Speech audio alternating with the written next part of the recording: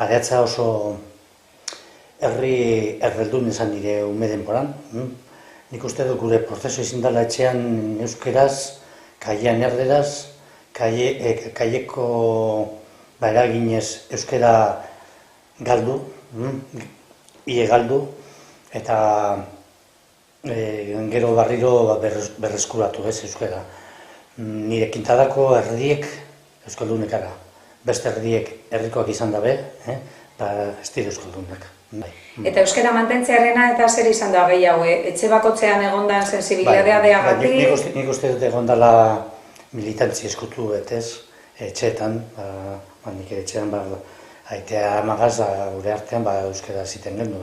Amama gu ez bizi zen, eta euskera zen gure etxeko hizkuntza, baina kaiean euneko une errera zen. Gure kirola, gure eskola, gure dana.